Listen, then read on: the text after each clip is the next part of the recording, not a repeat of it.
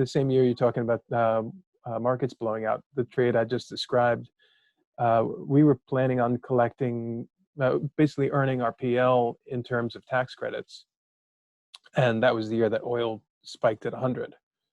So I had a hedge on this project that I would manage every day. Throw a little day-to-day work in there. That just went, well, I guess right side up.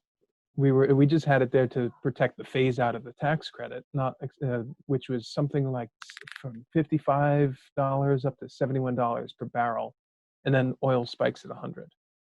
So same kind of stuff. I pull all the stuff together, have a quick team meeting, say, hey guys, bad news, we get no tax credits this year.